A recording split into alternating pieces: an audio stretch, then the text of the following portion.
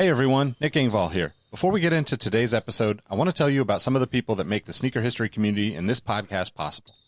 It's more important than ever to think about who you give your money to when you're buying clothing to go with your kicks. Our friends at Guilty Goods started their brand with a goal of giving back, especially to the communities that make sneaker culture possible. With every purchase from Guilty Goods, at least 10% of the proceeds are donated to organizations like Big Brothers and Big Sisters, the Susan G. Komen Foundation, the Movement for Black Lives, and many more. You can save 30% on your order by using the code HISTORY at guiltygoods.us. Again, that's history at guiltygoods.us for 30% off, and you can feel good about your purchase knowing you're supporting a meaningful cause. Sneakers are all about presentation, and if you're like me, displaying your kicks at home or in the office is just as important as when they're on your feet. Sneaker Throne makes sneaker display cases featuring customizable LED lights, drop-side cases to showcase the entire side of the shoe, not just the heel or the toe, the whole shoe. They've also got display cases for trading card collectors and hat collectors. To me, it's the perfect way to display your collection. You can save at least 10% on your Sneaker Throne order by using the code HISTORY at sneakerthrone.com. That's history at sneakerthrone.com. If you're a Patreon supporter or a member of our Discord community, you already know about Kicks with V hot sauce and his small batch, locally sourced hot sauce. V has been one of the biggest supporters of sneaker history and the podcast since the early days. He's currently the defending champion in our community trivia nights competition. Kicks with V hot sauce has been a huge hit with the community. You can save 10% on your order by using the code SneakerHistory10 at kickswithvhots.com. That's SneakerHistory10 at kickswithvhots.com.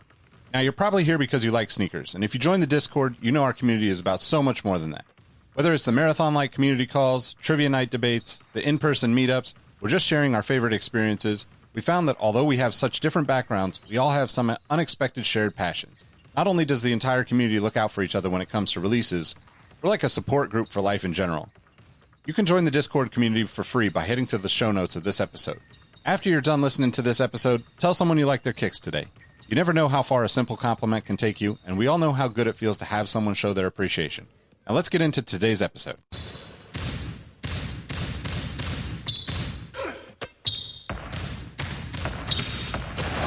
Jordan trying to shake off Starks. Oh, what a move! James with no regard for human life. Final seconds. Bryant for the win. Iverson against Gill. The crowd on its feet. Allen for the win. Welcome to the Sneaker History Podcast. What up, what up? Welcome to the Sneaker History Podcast. My name's Nick Engvall, and I am super stoked for today's episode. Before we get into the episode, though, I wanted to give a shout out to all of our Patreon supporters. Each and every one of you help to keep this podcast going, and we wouldn't be able to do it without your support. I also want to thank everyone in our Discord community that keeps the conversations going throughout the week and shows up for trivia nights and community Zoom calls. Personally, it's one of the best things that's ever happened to me. Last but not least, I want to say thank you to everyone who has taken the time to leave us a review on Apple Podcasts, Amazon Music, Audible, followed us on Spotify, subscribe to us on your favorite podcast platform. That minute or two that you take out of your day helps us reach new sneaker enthusiasts that we would not be able to reach otherwise. So thank you very much for taking the time to do that. And now for today's episode. What up, what up? Welcome to the Sneaker History Podcast. My name is Nick Engvall, and I am stoked to talk to one of my friends in this whole sneaker thing. You might know him as Shanghai Soul. Jay has been kind of keeping the States in the loop in terms of the sneaker market in China. So just want to catch up with him based on a few of our recent conversations and stuff that has been going on. I thought, he was a great guest before. If you haven't checked that episode out, I'll definitely link to it. But Jay, welcome to the show. How you doing, man? Hey, Nick. Thanks for having me. It's good to be on. And you were saying I'm keeping the States informed. I might be keeping the States angry because I'm getting a lot of messages lately, blowing up my DMs, man, asking me to be the proxy, asking me to be the plug, asking me what the heck is going on. And yeah, people are real upset. Not at me per se, but yeah, about the whole sneaker industry right now. It's a wild time right now. Yeah, it really is, man. And it's, we had an interesting conversation within the last couple of weeks on the podcast about, whether or not the brands are trying to sign athletes, celebrities, etc., from different countries in order to kind of just play the game and appeal to that market. And I think that that's a really it's probably very accurate, right? Like the brands at this point, with COVID laid on top of all the other struggles that are going on, you have just a massive amount of stress, numbers not being hit, supply chain issues. There's so much layered onto it that I can't blame someone who works at one of these companies to say, well, let's just try this, because I think everybody's looking at the numbers going, hey, we're not going to come anywhere close to hitting what we told our investors. And that just, unfortunately, once you get into that mode as a business, it never is good for the consumer, right? And I think that's where, right, I don't want to say it's a good approach. I just think that I say that I understand how they could get to that point. But one of the things that, I kind of threw towards you before we started recording, the idea that a brand like a Nike or Jordan brand or Adidas or any of the big major brands, right, would still think that they could just sign an athlete from China, Japan, the Philippines. Like we've seen everybody trying this. And it seems to me like that is like, haven't you already learned and haven't we already passed this stage of this last ditch effort to capture an audience or really connect with the consumers in a different country or a different location? Do you think that do you have any examples of that actually working in your mind that you can think of? Because I couldn't think of any that like weren't very like short hits, right? And we talked a lot about Kobe the last time you were on, and Kobe is kind of the opposite of that, right? Like they're all in, like China gets probably arguably better colorways, sometimes more silhouettes, even like there's just so much more, massive marketing appeal or marketing approach to that, as opposed to just like, cool, we did this and we signed this player. And I just feel like I feel like it's just a total miss. I don't know. So I guess we're going to speak to like supply issues later. So like there is something I want to talk about, which you brought up earlier, but I don't want to touch on that right now because I know we'll talk about it later. But in terms of like the Asian PEs and stuff like that, it's a mixed bag because I remember when Jordan Brand signed Guo Ailuan, who is China's first Jordan Brand athlete. It was a really big deal here. Like it was everywhere in the Nike stores, like his photos everywhere. So it used to be Yi Jianlian, because he's considered like, like one of the best players. And, unfortunately he didn't do well in the NBA, but playing in China, he was a beast. But he was never signed to a Jordan deal. He always had a Nike deal. He had his own Nike deal, which was like Yi colorways, right? Obviously a lot of red and gold, red and yellow. So he had these unique Nike PEs and those always did, okay. And his face was always plastered in the Nike stores, but now it's Guo because of his Jordan Brand deal. But the thing is that no one outside of China knows who he is. You know what I mean? Like, yeah. Like I remember when my buddies on the Sneak This were like, yo, like Jordan Brand signed their first Chinese athlete. That's pretty cool. They had no idea who he was. They've never seen him play. And no one from the States would have seen him play unless it's the Olympics and he's their starting point guard. And even then, China doesn't do very well. So you don't get to see him like in the later rounds anyway. So it's more of a national pride thing, but it doesn't move product, his colorways are fire though. Like if you've seen Guo's colorways for his Jordan PEs, they're like one of the best. Like because he loves incorporating that kind of like Tiffany blue, that Tiffany jade color. Yeah. And so his 32s, 33s, 34s, like they all look really unique. He probably won't get his own signature shoe. He'll only get these, kind of cool PEs. It doesn't really do anything. People in China don't even really like go out hard for it. It doesn't sell out. Like you can get those PEs pretty readily anytime you want. Like they're not in super high demand. People will know that that's the Guo PE, but it won't sell out any faster than like a Tatum PE or a Zion PE.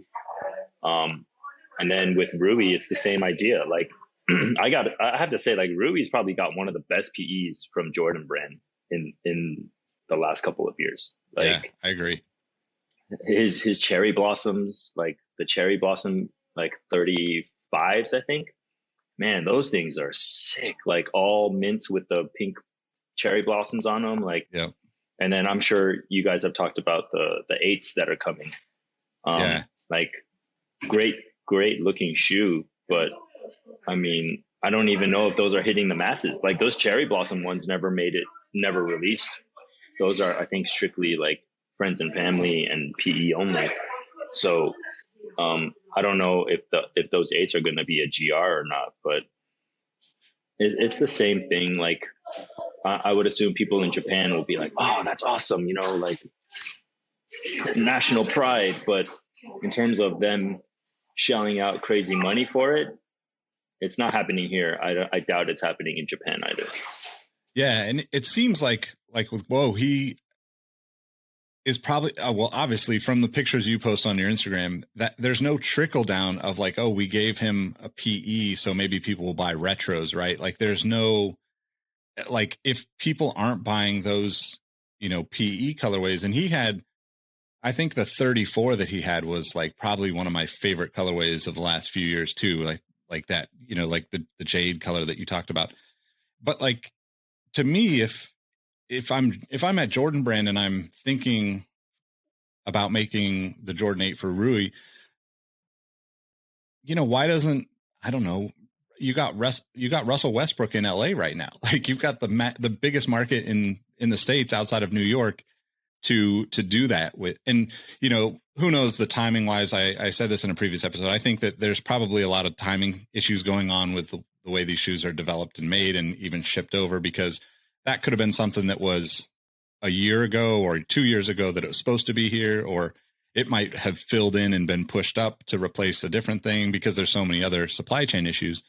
But I think it's interesting because we talked about it on in our previous conversation about, athletes that are signed to Chinese brands actually having a huge following there and their products actually selling well at a lot of these places.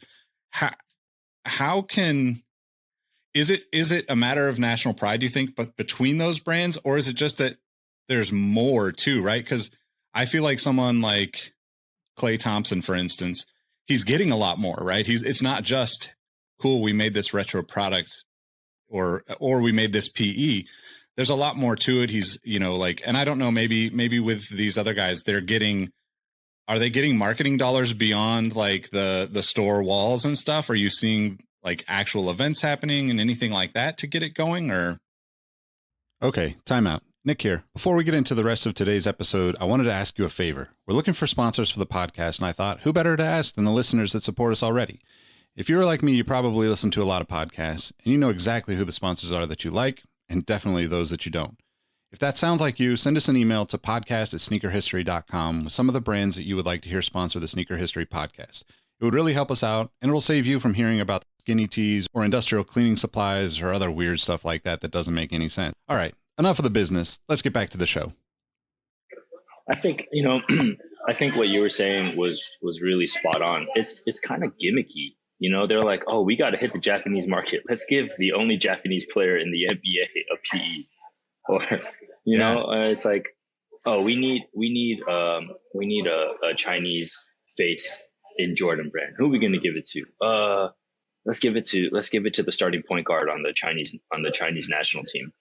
And there's no, I've seen some Guo t-shirts before, but like, even with Klay, you were talking about Klay and his Anta deal, like he gets a lot. Like they do shirts, they do shorts, they do like, it's like the whole line, right? It's like, it's what we were talking about with Wade. He has a whole line of Way of Wade. The Way of Wade has become the subsidiary of Li Ning now. It's just like how Jordan Brand is under Nike. That's what Wade's deal looks like, because when you go to a Li Ning store, you'll see a section that's only Wade stuff.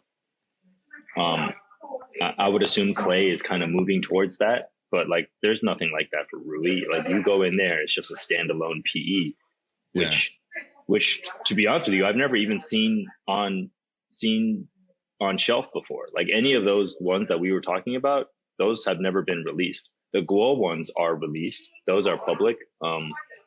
But he doesn't have a line or anything, and there's no like story. I think his first pair, there was like some story behind it, but the ones afterwards are just like, oh, this is just the Guo PE. It's like, oh, okay, so basically you're just giving me a Nike ID then. Like, what's the difference, right? Like, if I can just design this, then what's the difference? You're not telling me anything. Like, no story, no accessories, no anything. So it's not enough to drive consumers to be like, oh, I feel really connected. I really vibe with the story. I understand the colors. It doesn't. It's very disconnected. Yeah. Do you think? I mean, do you think there's any interest in like, or any conversation? Let's say for the guys that are actually playing ball in these shoes, is he enough of a persona to drive people to buy a shoe, or is there enough belief in Jordan Brand in their technology? Because here in the States, obviously Jordan Brand is like almost tries to elevate themselves as the elite basketball shoe on the market. Is there enough of that for people to buy a shoe just to play in, to see if they like it the way, like, I know here now we have like another level of that because we have so many people doing reviews on YouTube and stuff, but it seems like there's a general curiosity about all new Jordan models in the States. And my assumption outside of the States is that just doesn't exist anywhere. And maybe the thought is maybe this partnership could lead to that. Do you think that's even a feasible idea for somebody like that? So will people buy like a Guo PE? Yes, because there is like that sense of national pride. It's not about what brand he's wearing. It's more about him. Like if he was wearing Anta, people would buy Anta, So it's definitely not about Jordan Brand. It's more about Guo and him being Chinese and him, like people liking the way he plays basketball. Now, the reason why you don't see a lot of people I would say you don't see that many people in like the newest Jordans, like 36s, for example, is because they're really expensive. Like there's still a big outdoor basketball culture in China. A lot of people play outdoors, like, and I know for myself, I still play basketball now. I would be really hard pressed to spend $250 and wear it on a gravel cement basketball court and just tear it to shreds. Like, I know they're meant to be worn, and I know Nike Asia, we get a lot of the XDR outsoles for like better, more, thicker rubber. I know Nightwing talks about that all the time. He's like the different components in the makeup for shoes in Asia. It's because there's a large outdoor hoop culture here. But a lot of the kids, I mean, they're mostly kids, like high schoolers, college students. Like, first of all, they don't have $250, $260 to just shell out normally. And if they did, they're not wearing them to play basketball outside. That's for damn sure. So, does the tech matter? Yes, but to a high school kid who doesn't even have like $150, $120, $100 to spend on basketball shoes, there's no way. Yeah. And then like with we brought up Clay. I can't remember what like the retail is on his shoes, but it's got to be in like the 140 range or lower, right? For a lot of the other brands. So like his shoes, he comes out with a shoe every year, which is really crazy. Like, people don't even know that. And I think he does also have like takedown models of his shoes, which is kind of like LeBron and his Soldier line, right? Where it's like a takedown. I think his high end stuff is maybe like it might be like 150 and up a little bit. That makes sense. I mean, it is interesting because like the takedown, I mean, I just went to the outlets for the first time in probably 2 years and walk through, like, normally I go to like basically Reebok, New Balance, and Nike, and the rest is like, whatever. I don't really need to walk through the rest. But I basically went through all the stores at one of the outlets near me. And when I walked into the Under Armour store, I didn't realize that, like, Steph Curry has a takedown line that's 4 or 5 shoes deep now. And then I started looking at more stuff online, just thinking, like, how many other people have I missed that have these takedown shoes? Because the brands don't, they're not trying to get it in front of the sneakerheads. They're just trying to have it at the outlets or the Dick's Sporting Goods or, equivalent, right? Because that's where the kids that play ball are going to buy their shoes. Yeah. And it's just crazy that there's not, more to that, right? Because we just talked about it recently on an episode, like LeBron won arguably his most important title in the Soldier, like that's kind of a crazy thing to think about in the big picture. But like that also makes you pay attention to the secondary or whatever line that comes underneath the main, the main focus. Right. And I was thinking about our conversation about Wade, like you brought up, and him having such a big kind of presence there. Do you think that, do you think that that's kind of the next evolution for the Wade brand too, is like what keeps Wade, under, obviously under the Li Ning banner, but like what keeps Way of Wade from signing one of these athletes, especially like with Guo, right? Like the Jordan brand, if they're not doing enough, he's not going to stick around, right? Like if the partnership isn't beneficial for both sides, somebody ends up wanting out of it and he moves on. But it's almost like that seems like an easy, like, win situation.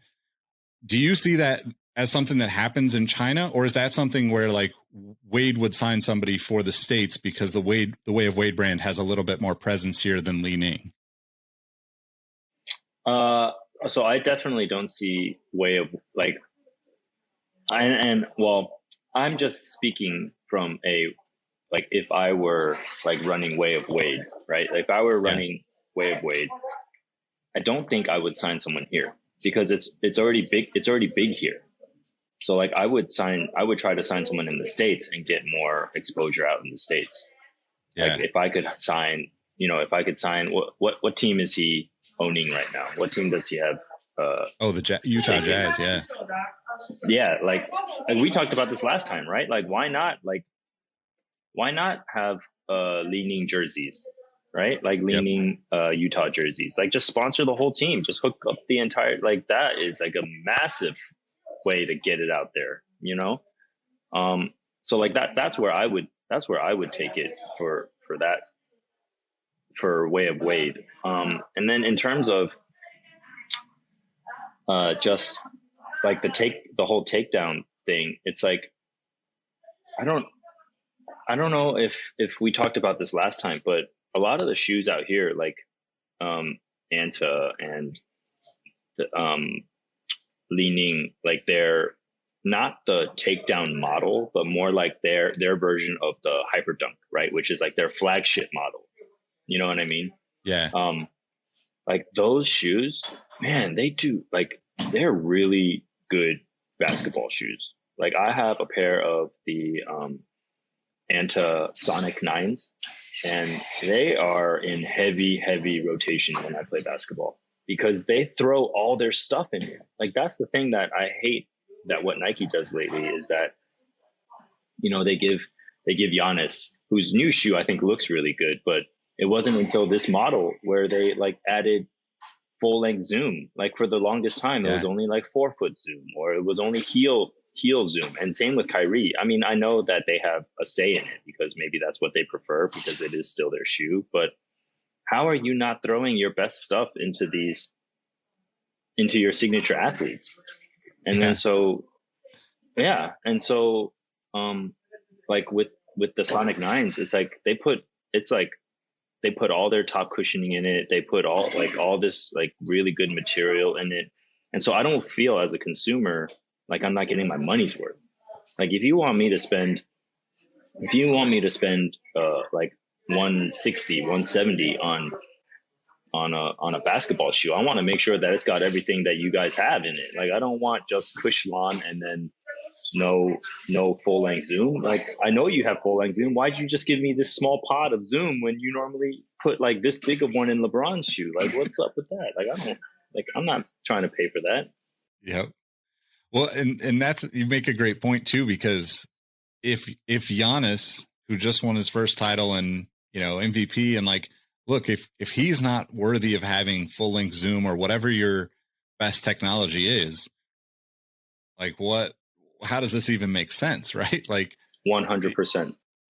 Yeah. And kind of on top of that, like the running stuff has been progressing so far ahead and up in the price points that I'm kind of concerned that when they start pushing all that new technology over to basketball, it's going to raise basketball prices again.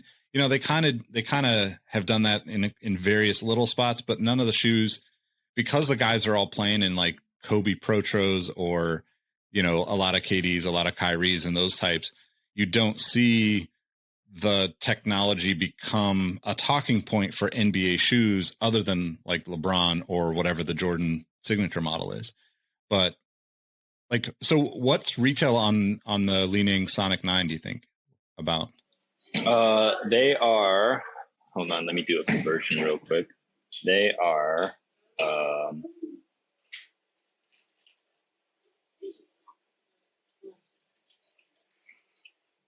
about like 110, 100 to like 110. Yeah. See, and that's what's so crazy. I feel like, just as a consumer and who's somebody who's like been passionate about this and working in this space for the past 15 years or so, I am like absolutely concerned for where basketball shoes go if everyone thinks that Jordan brand makes the best shoes or that Nike makes the best shoes, yet there's all these other brands that are making incredible product for, 2/3 of the price or half the price. Because it's I guess to get to like the conversation about the stuff that you see in store, right? That's what's going to happen eventually if there's not this like almost like resetting of the market, in my opinion. Yep. I mean, like if for example, like the new LeBrons, the 19s, they are, after conversion, they are 250 here for us. Like, wow. That's a lot of money, man. Like, that's a lot. And if you play ball seriously, I mean, and you love LeBron, I can see it, because that's what people are paying for shoes nowadays. It seems like dunks are even, you can't buy dunks for under 250 now, which is crazy. But yeah, it's like $250, and I can go to a Li-Ning store and I can pick up a pair of these, of their hyper dunks for, 110. It's like, it's a pretty no brainer for me. Yeah. Do you think that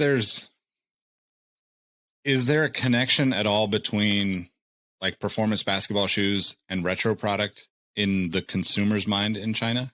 Because obviously that's what's kind of told to us in the marketing is to say, inspired by the greatest ever. And like, but then there's all the sneaker culture below that's like, yeah, well, this is just hype and these people are going to be into it regardless. And, there's all sorts of ways you can kind of slice that up, but it sounds like what you're saying is there's no real connection between like retro product on the wall and like the energy that goes into like, or the, the kids that are out there playing in Nikes or whatever, not necessarily going back and buying retro product for their kind of casual shoes. I think people are still like, I mean, Nike's marketing is, it's like the best in the world, So yeah. people just eat up the retro stuff. They're like, give me the story, forget the product, like forget the quality. Like let me play some basketball in some, in some Jordan 10s and Jordan 2s and Jordan 1s. Like I want to look cool when I do it. I don't care if there's Zoom Air. I don't care if there's just cardboard inside. Yeah. But yeah, so I think that still trumps quality and performance. So do you think how do you think that, or I guess I should say, like, what do you think changes would have to happen for there to be, I guess, like the kind of energy around retro product that there is here in the States, right? Like, obviously, the platforms that resell stuff can take up some of that demand, but like those exist basically everywhere now. So you can buy and resell anywhere in the world if you really wanted to. But it also seems like, from the pictures that you post and like just from my recent trips to see what's on at the stores, it seems like a lot of the stuff is just kind of fading anyway. But it seems like it's already like nobody cares about the retro product on most of that stuff. Is that the case? So like, I do think it is part of the case. Like, I don't think people care.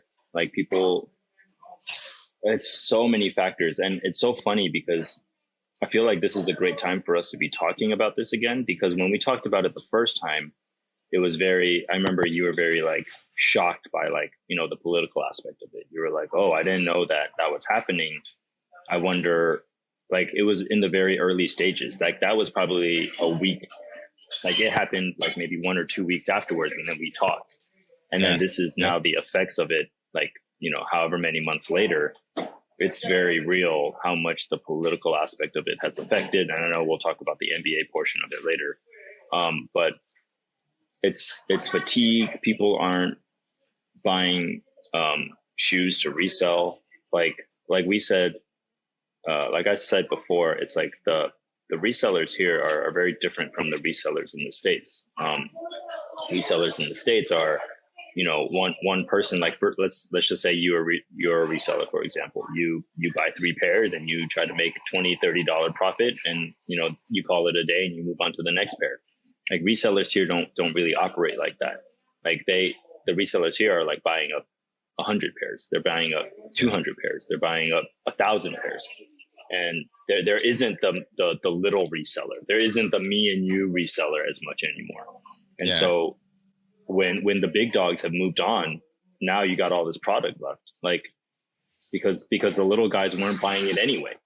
They didn't have the money to buy it anyway. So they were like, oh, okay, well, there isn't that demand of, let me buy up all these Lightnings real quick and see what I can do with it. Like, they're afraid of it sitting supplied. And this is going back to what you were saying earlier. I no doubt, I 100% believe that because of COVID and shipping issues and all the stuff sitting in cargo ships, they're just like, let's just allocate shipment here. Like, it's made here, let's just keep it here. Why are we sending all this stuff to be sitting in boats for months at a time and then pushing release dates back by months and weeks and all of those things? Like, why don't we just sell it here? And because of that, there's a lot more quantity. And I think they've kind of like, not on purpose, but they kind of like shot themselves in the foot a little bit. You know what I mean? Because they flooded the market here. And now the resale game is really just moved on. Yeah, that's something that I hadn't really thought of, or hadn't really connected the dots on, I guess, because I guess, like, in my mind, I don't really think of, like, because there's still so many shoes coming out, I don't really think about, how many actually make it over, what shipments, like all the things that could delay or cause somebody to think, hey, we should just sell that in China because it's already there. Or, like, as you said before we started recording, things have been open there for, a year plus. Right. So Yep. That's another interesting thing about this is, like, here in the States, when I walked into, I walked into a mall for the first time probably like 3 months ago, actually right after we talked, probably. So a little bit longer than that. And I just basically was like, kind of just blown away. 'Cause, like, there's a bunch of stores that are completely gone and closed within the malls. You can rent space for super cheap in, like, big malls too. Right. Like, we were down in San Jose and we did like a little sneaker history meetup. And there's just empty stores, like there was a Foot Locker and a House of Hoops was there, but, like, I think there's a Shoe Palace, but like there was just a lot of stuff that just was not there. But seeing what was on the shelves, like there's retro product and even like, performance product that is sold out online, but it's sitting there in a store.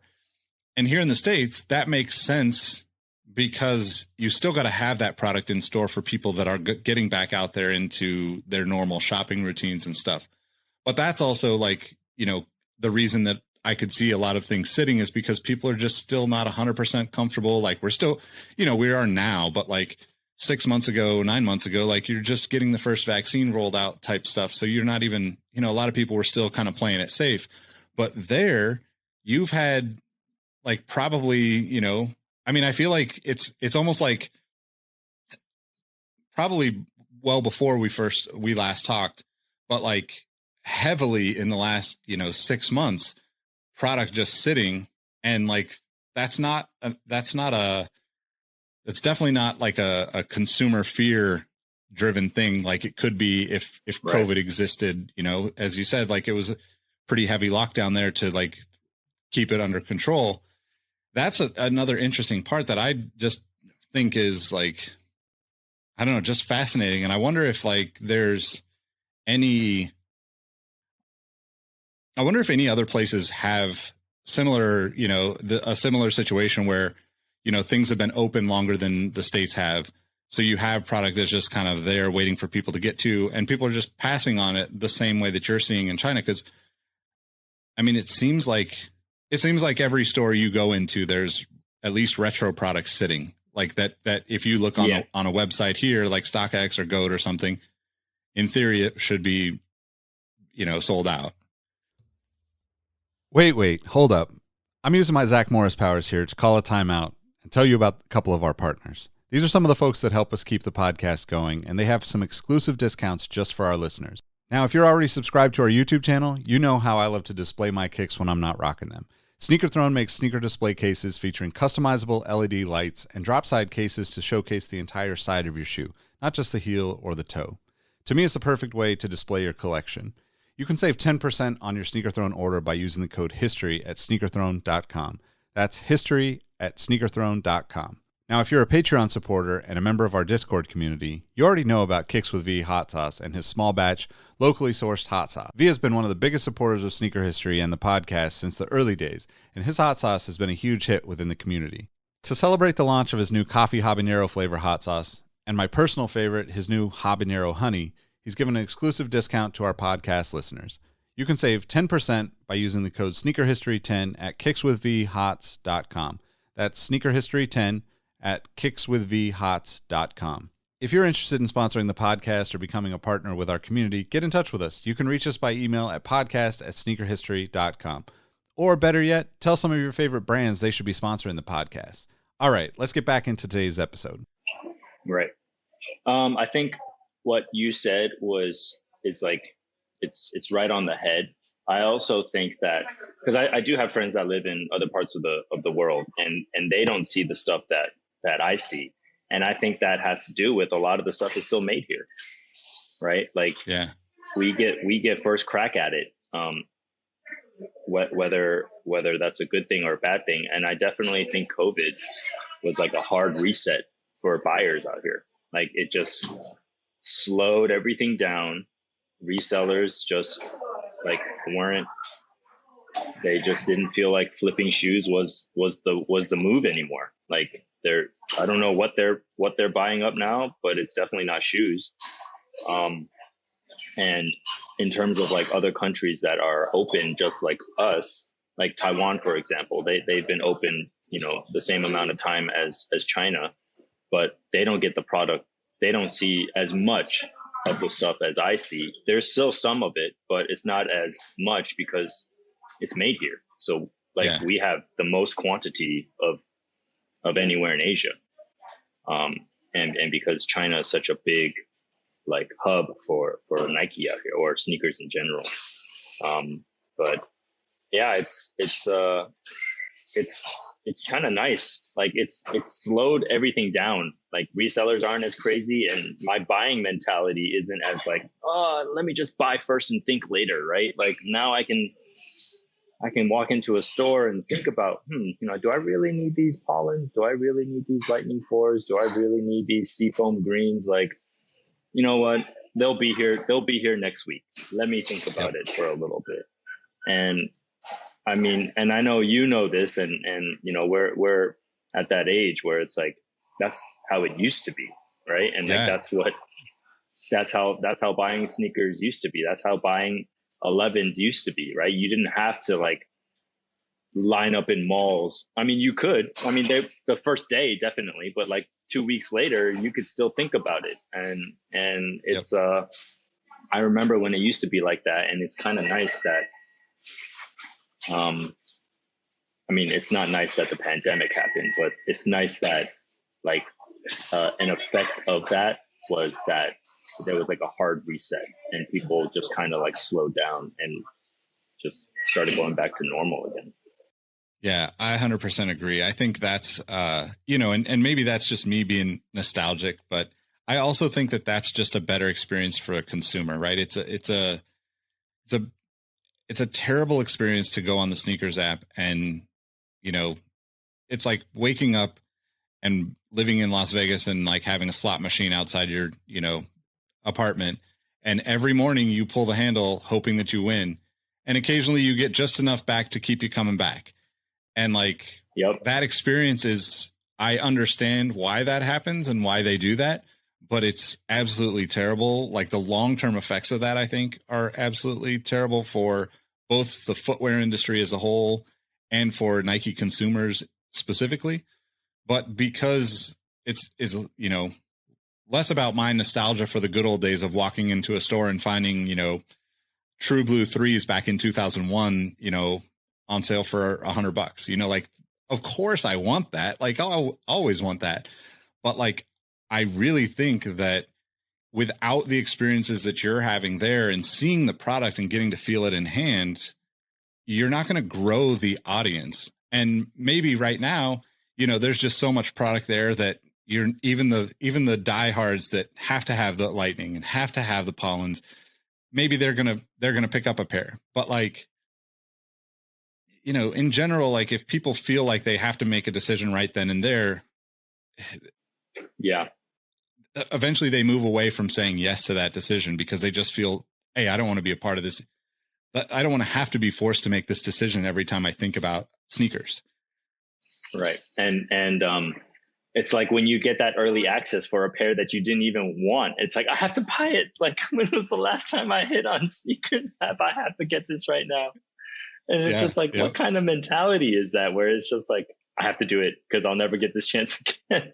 Yeah. And then my buddies over at the Sneak Disc, they kind of talked about this last week actually, and he was saying how like, but you just love that feeling of like getting something that someone else that doesn't have. And we all, like, as a person who loves sneakers, you love it when someone's like, oh, you got those, oh man, I struck out on those.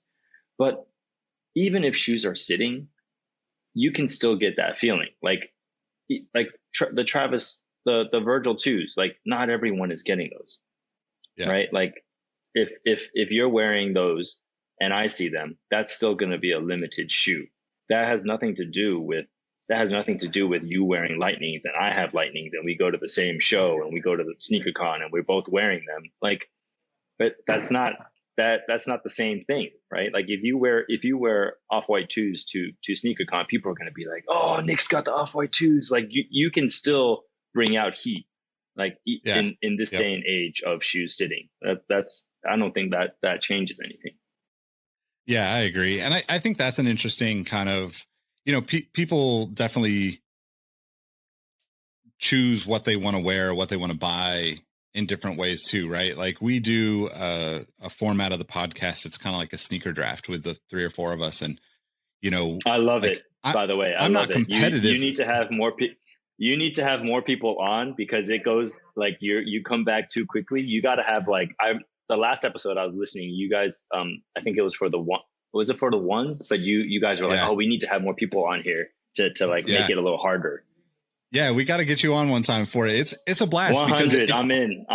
It makes me think differently because I forget so many of the colorways and the stuff that's out there, right? Like we all have our kind of narrow lanes of what we like and what we go after. And then like, you know, we're paying attention to things, but like the more you take into your memory, the more you're forgetting about something that happened 10 years ago.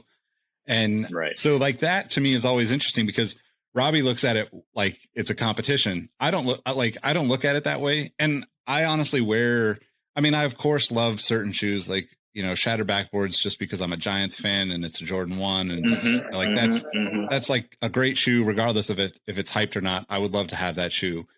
And, you know, but like we really pick different stuff all the time that I think none of us would.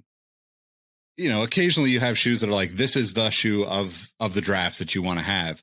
But most of the time I'm pretty happy with the shoes that I get to pick, even if they're not the hyped up shoes, because it's just, I don't know, like that's what I like.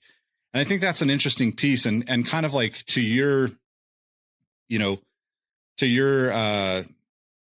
Shanghai sneakers group, right? Like we, within the Sneaker History Discord community, we basically, you know, look out for each other, right? There's 200 some people in there.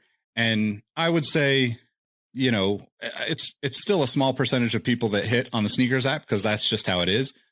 But generally speaking, almost every other day or maybe even every day at this point, we're seeing people like hit for somebody else that wanted their entry. And then you get that back when you really want something. And I think that is also one of those nostalgic things that I miss about going and lining up for a pair of shoes back in the day where you weren't competing with online too. You just were going to line up with your buddies. And if you wanted me to get your size and I was in the front of the line and I thought like my size was going to be around or I wasn't interested, we were still lining up with each other to try to help each other get a shoe.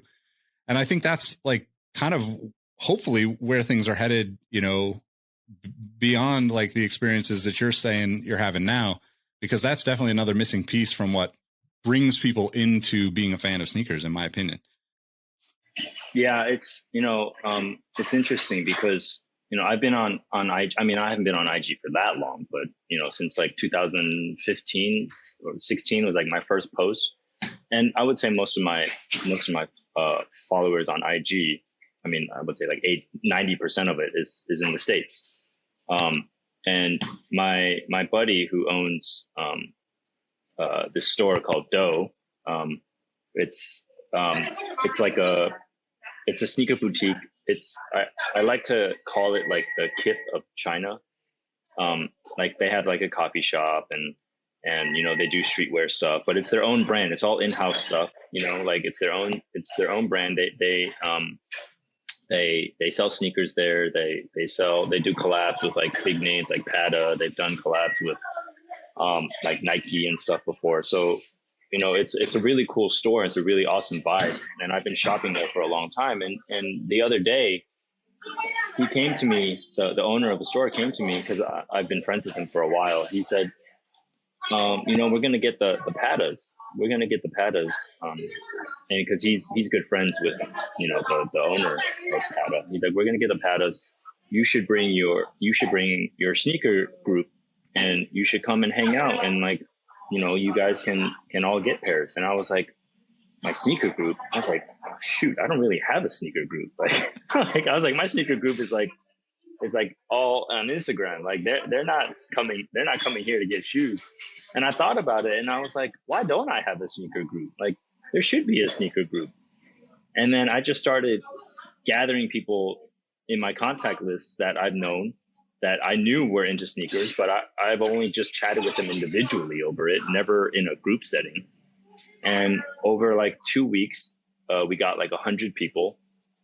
And then the group is super chill and it's low key and it's not high pressure and people aren't in there trying to sell anything. It's just, you know, people are in there showing all sorts of, like people were in there showing Clarks, people were in there showing Adidas, showing, you know, Y3, Ultra Boost. Like it's just people just into what they like. And then I was like, hey, so Doe's going to be doing, it's a first come, first serve for the Pata, the blue ones.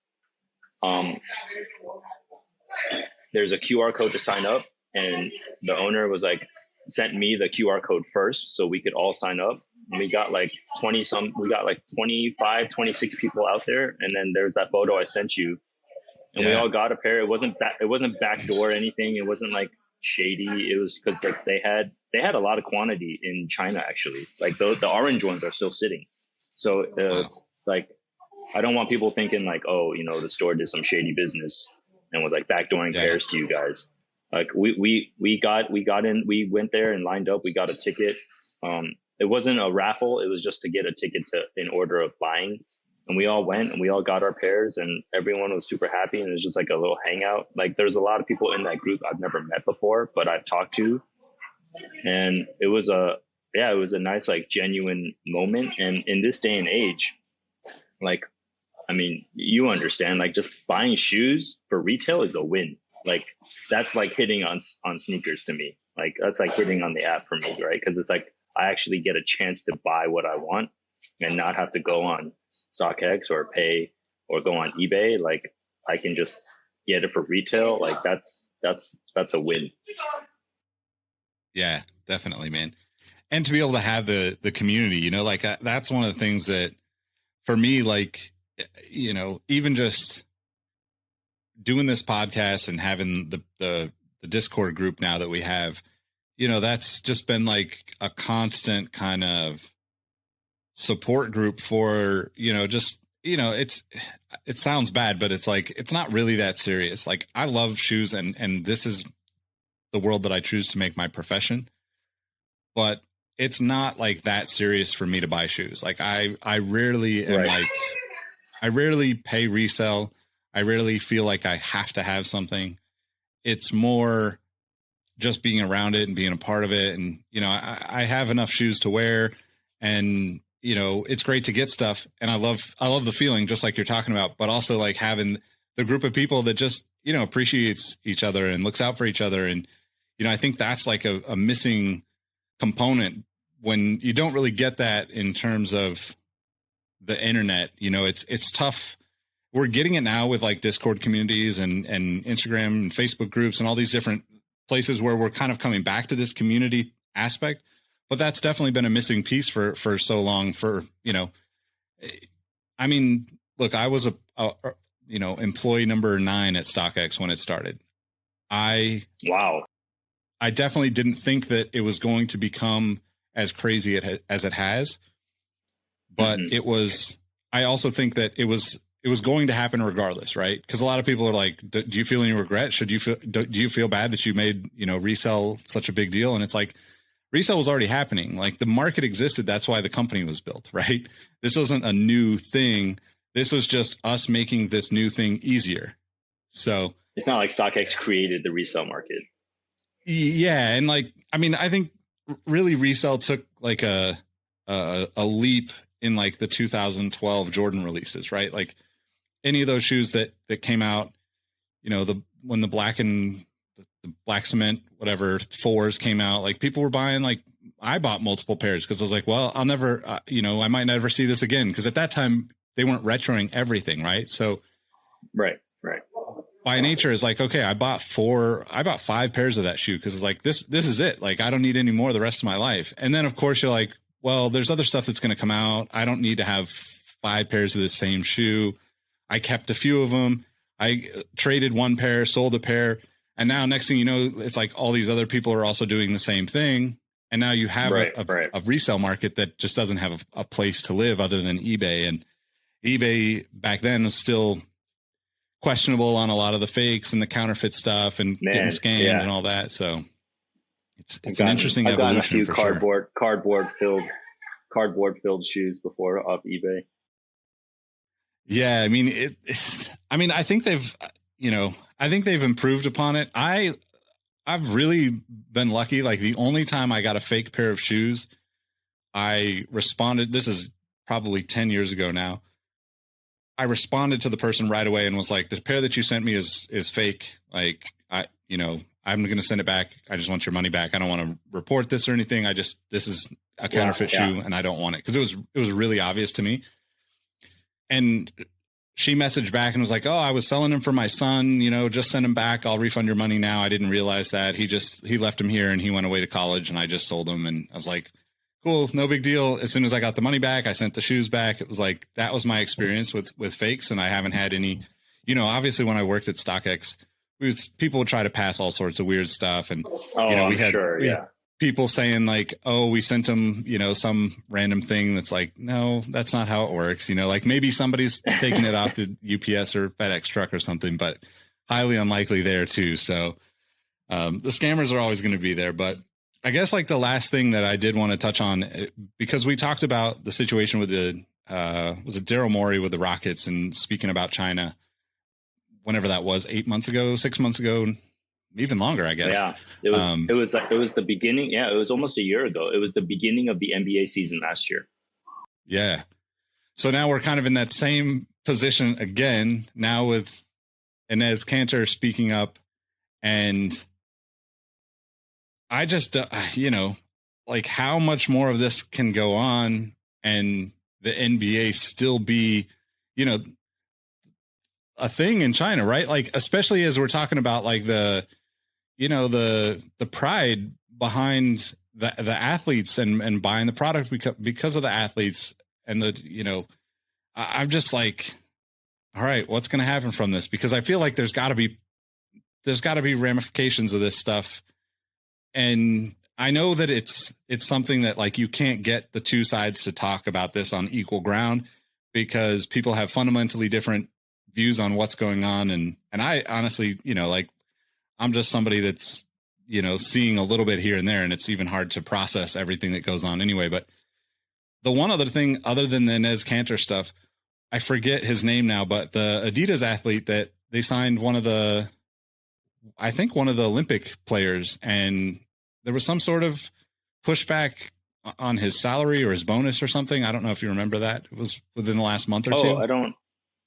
I don't recall that story.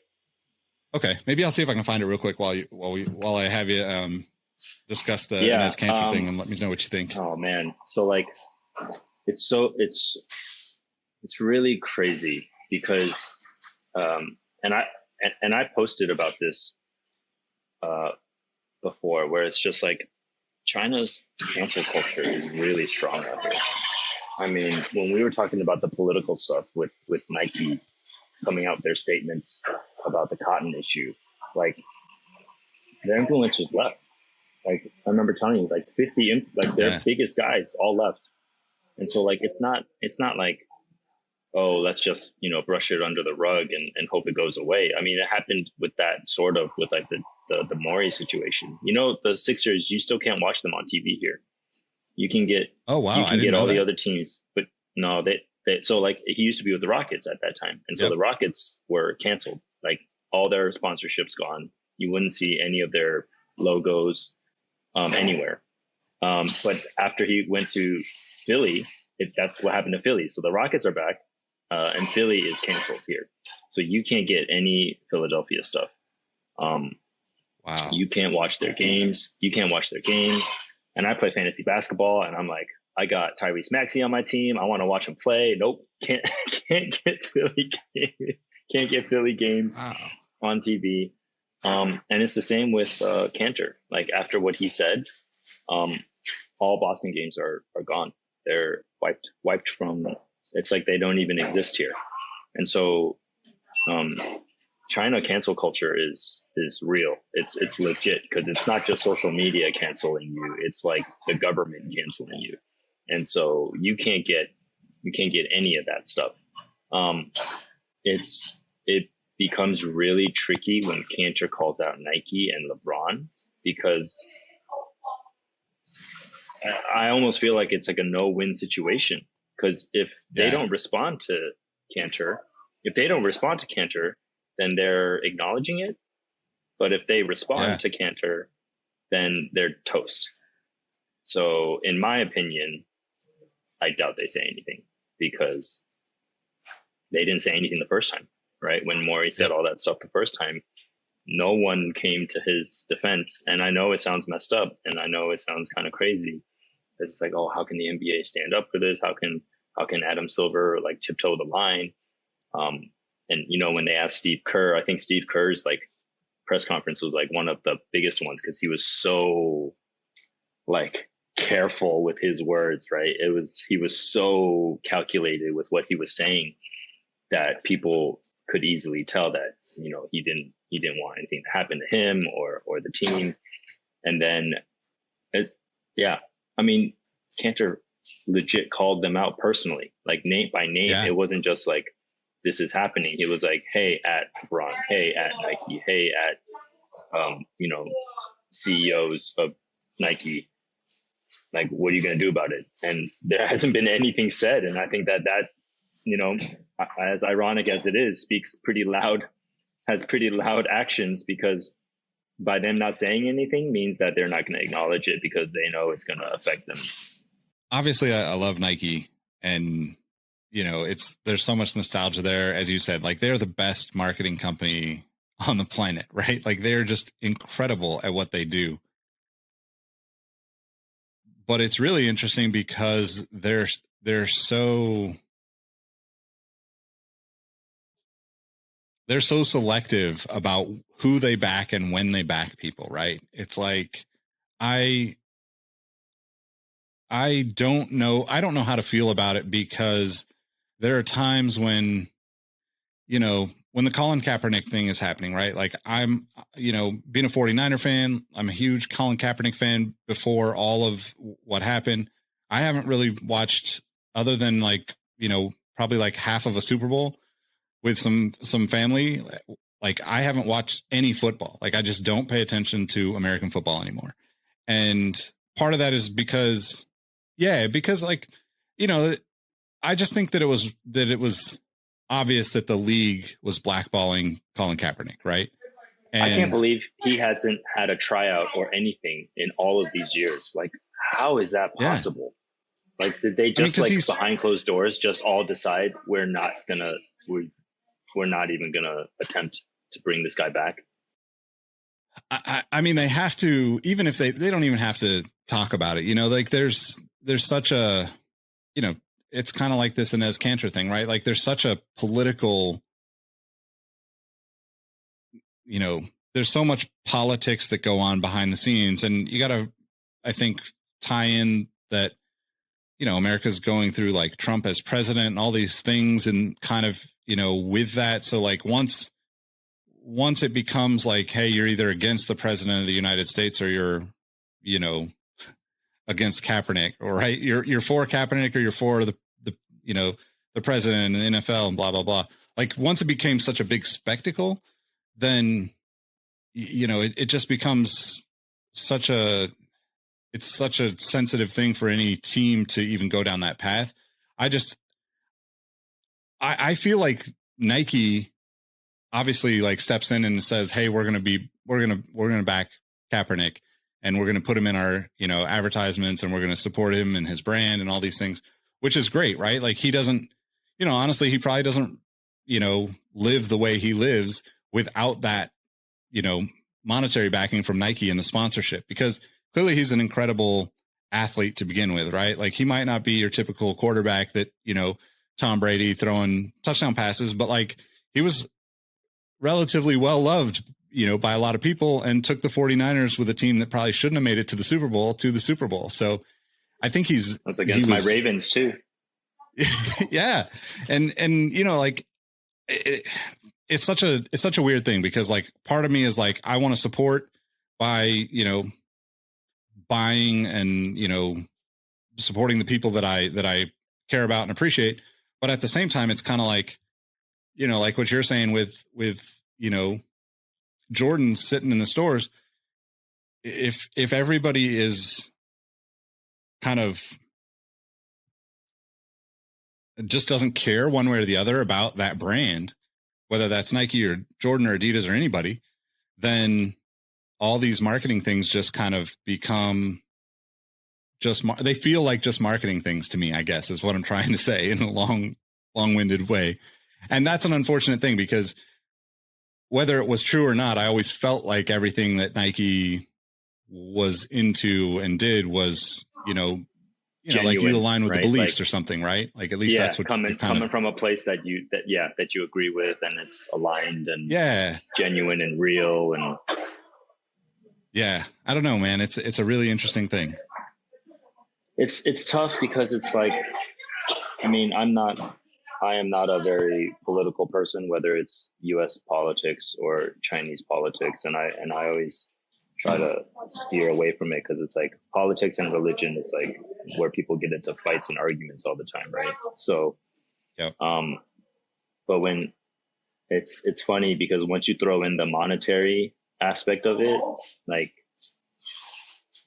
you're gonna get a lot of people just biting their tongues, and it's normally some of these athletes are super outspoken, but then all of a sudden, like, you're gonna hit them in their wallets, and it's like, ooh, I don't think I'm gonna talk this.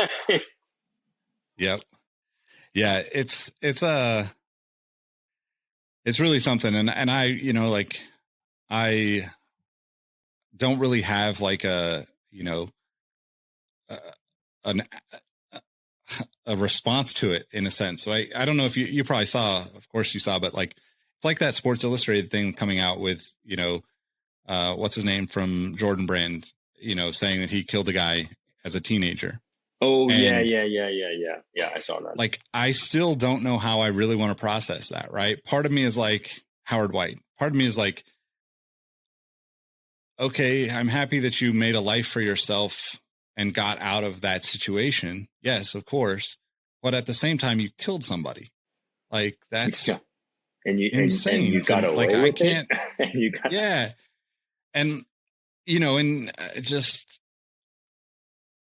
I don't know. It's just such a weird thing. And it's the funny thing is, like, I feel like we're getting more and more of these, like, just because we have such transparency into so much stuff going on, like, not to dismiss, what people have as opinions, or like, someone wanting to speak out, like the Inez Cantor thing.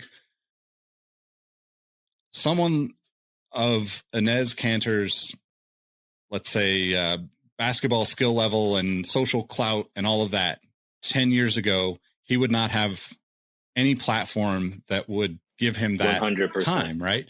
So now 100%. We're getting to see everybody's little things, and now every little thing has to become this big decision over, like, or at least that's the way people are putting it. It's like big decision over, do I support this? Do I support that? And it's like, sometimes you just want to buy a pair of shoes because you like the pair of shoes, it's like, that sounds really horrible, like, and I don't mean that in a bad way, but Nick, I totally get it. It's like, yeah, what he says is really messed up. What was potentially happening, or, I don't know, but like the whole, cotton issue, like, did that, like, I was thinking about the cotton issue. I was reading about it, and then Purple Metallics dropped. It's like, and I'm going to go get them. It's yeah. Yep. What I feel, like, socially about these about these topics and issues. Yeah, I will read about it. I will understand it, but that's not going to stop me from doing what I like. And what I like is, I like to buy shoes. And I know it sounds messed up because those things should be tied together, but I see them as separate entities. Yeah. Do you see, like, obviously it's I assume it's much different there versus here, where we have, like, I know cancel culture in China is obviously much more, it appears from here to be more of a government level, or a bigger, it's a massive thing, right? As opposed to, I feel like here in the States, like, somebody wants to cancel the local pizza spot every, couple of months because whatever, they put pineapples on pizza and people don't like pineapples on their pizza. But, like, there's so many little things that become, like, just blown out of proportion here, where I just feel like if people just learn to talk to each other and have conversations, we wouldn't have to deal with so much of this stuff. Do you see, like, smaller level? No, like when people get canceled here, like they get like canceled, like legit canceled. Like an actor was like found out for like, you know, doing a lot of like shady stuff, like sexual harassment stuff. Like he got locked up. Like he got canceled, not just by his followers. He got like his social media platforms got erased. Like he can't go on Instagram. He can't go on Weibo. He can't post anywhere. And he's in jail. He's sitting in jail until his hearing. And it's like, that wouldn't happen in the States. You know what I mean? Like, yeah. Like when you get canceled out here, it's the real deal. Like you are in serious trouble. So like that, the small type of like social media kind of like backlash stuff. Yeah, it does happen. But, if for some reason it reaches like kind of like disgracing like Chinese culture, or like you're a disgrace to like the Chinese society, that's when you're in trouble. That's when, so like that whole national pride thing is like it's like a real thing out here. I don't know, man. I have so many thoughts around it in so many different ways, because it's all just added tension and added stress to everyone's lives that I think, you know, especially here in the States, we've had the political tension over the past, 5 years, 6 years, whatever it's been, has just been almost unbearable. You can't avoid the conversations, and I don't necessarily, I'm very opinionated, but I don't like push my opinion on other people. I don't like go stand in line at Starbucks and say, you should be this and you should be that or whatever. But like, I do, I feel like I could avoid a lot of this, even in the news, right? Like, for prior to the last 5 years, you didn't have to, everything wasn't like the end of the world as we know it, kind of craziness in terms of like the way things are kind of almost like politicized and turned into ammunition against the people that you don't, agree with or have the same beliefs with.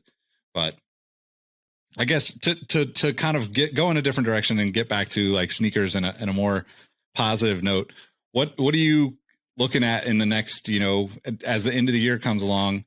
Anything that you're looking to pick up? Anything that you're excited about? Yeah, so the end of the month, the Bordeaux ones, I really like that pair. I have a feeling those will probably sit out here, just judging by what everything else has been sitting. Like there's been more desirable pairs, and it's not like an OG colorway, right? So I'm pretty confident that those will sit. Let's see. I do like the Jordan 1, that Gore-Tex pair. I posted the other day, so like they released out here already. Looks nice. Yeah, I do like them. I like the white pair better than the black pair, so I do think I'll pick up that pair as well. I mean, cool gray 11s, I think that's a must. I am not going to try. I'm not even going to try to go for the off-white 2s. Just because I don't know. It's something I think it would be a great piece to have in your collection, but I just can't imagine wearing it. I don't hate it. I like the design inspiration that Virgil went on Sean's page and did all like the explanation. That was really cool how he did that. So I do like the design elements of it. Like after seeing and understanding where he got, the idea for it, I like it a lot more, but it's just not a pair that I can imagine myself wearing. Okay, so that gives me one more question, and then I'll let you go. You posted Union 4s recently, right? Obviously, in the States, brands like Union, Off-White, anything like that, Travis Scott, that stuff is, the first to go, sells out everywhere, basically.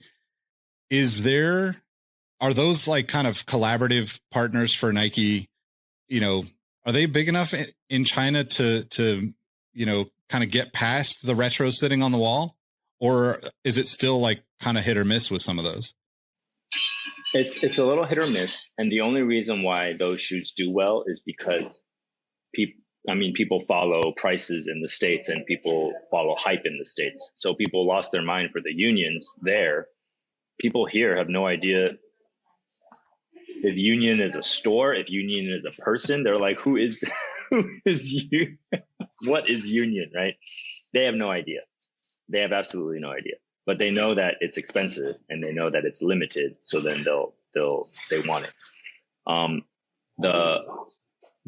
That colorway in particular, they just did a random restock on the sneakers app, and for some reason I thought it was only going to be sneakers app, and my buddy was at the main flagship store, and he saw like there were small sizes left, like 6 and under, but the fact that they were still even in store is pretty amazing.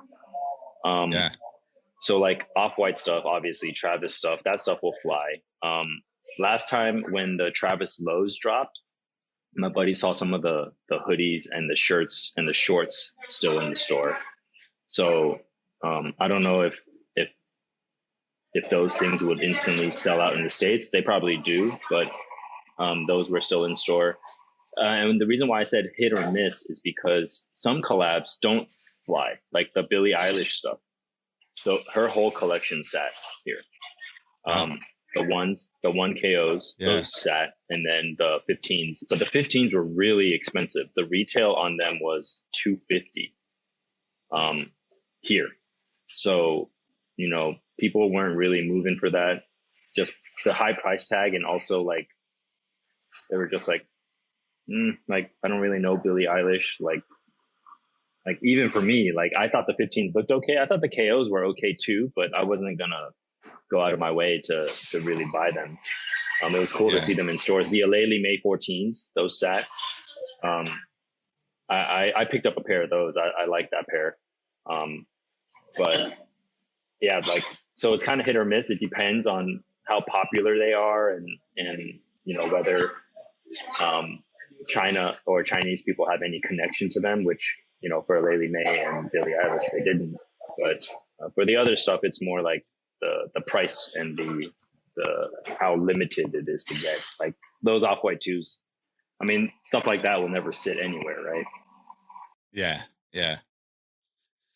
Well, man, it's been awesome to chat with you. I guess you know, let everyone know where they can find you, and I guess a little bit about your group too, just in case people from Shanghai are listening and they want to meet up with you guys.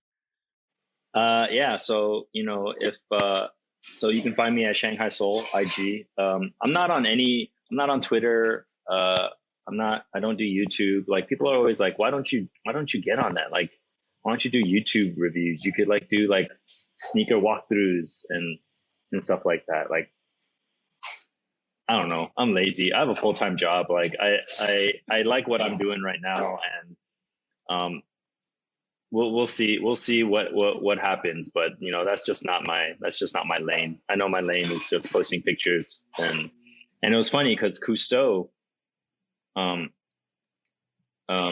posted some of my stuff. Like he posted a thing on his talk on his YouTube video, and then people were like, yo, you should do something like that. And I'm like, that's just not my thing. I don't do like the inspirational quotes with sneakers and stuff like that. I just stick to Instagram, man. I just take photos. I just try to show people what's out here. I know some people get salty, get a little upset, and man, that day Nice Kicks reposted my picture. I got 300 DMs when I woke up, Nick. 300 DMs, all right?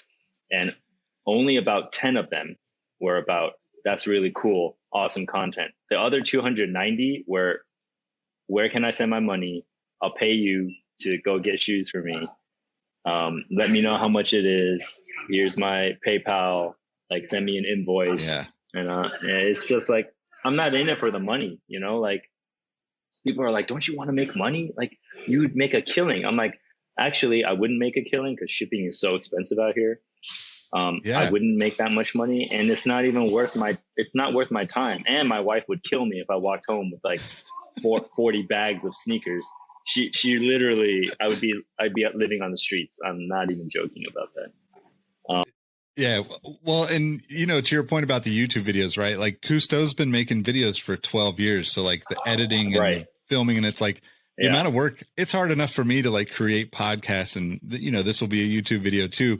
But the amount of work that goes into it for me is like, man, do I really want to keep doing this? Like, even though I enjoy it, it's still just so much work and time that goes into it to create it, to make it something that people really enjoy. So I totally agree. Like you got to make sure you follow Jay, but don't ask to be hooked up with stuff. That's the one rule.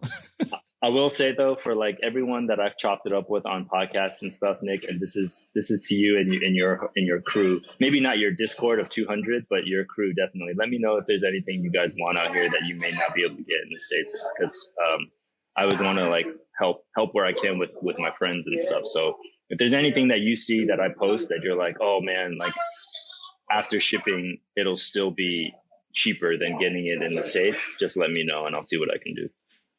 Cool. We appreciate that. Definitely, man. And honestly, I was thinking about it.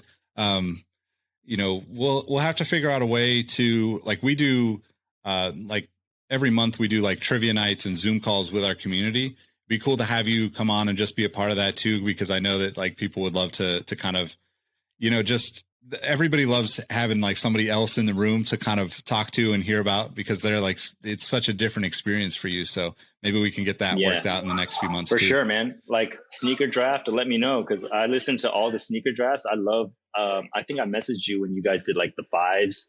That one was awesome. Yeah. Like I really love it. It's so cool because it takes me down memory lane. And sometimes when you guys are nominating shoes, I was like, oh my God, I forgot about that pair.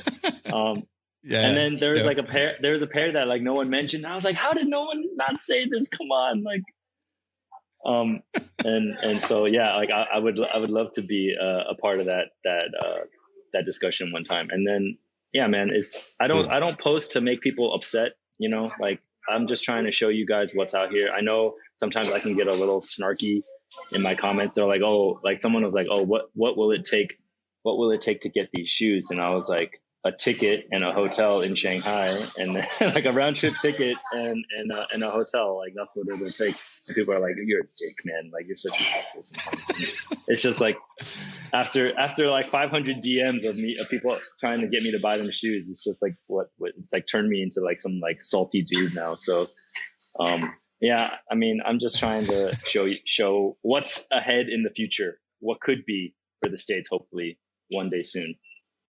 Yeah, man. Well, thanks for doing that. I know I appreciate following you and seeing all the stuff as you come across it. And thanks for spending time with me to chat today. Make sure that you follow Jay on Instagram, Shanghai Soul. If you haven't, make sure you subscribe to our YouTube channel as well. And if you like this podcast, definitely give us some feedback, whether that's in a review, Twitter, Instagram, Facebook, wherever you want to find us. We're kind of all over. And hopefully we'll see Jay on one of the next episodes of My Starting Five. We'll talk to you soon. Peace.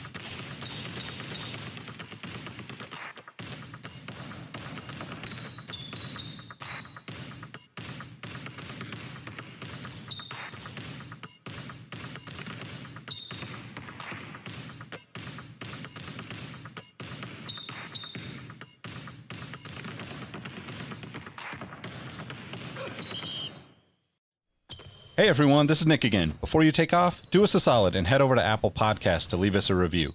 Give us a rating on Spotify and Amazon Music, and make sure you're subscribed to our YouTube channel because we have even more video content coming soon. Speaking of new content, we have an amazing community of sneaker enthusiasts that hang out in our Sneaker History Discord on a daily basis.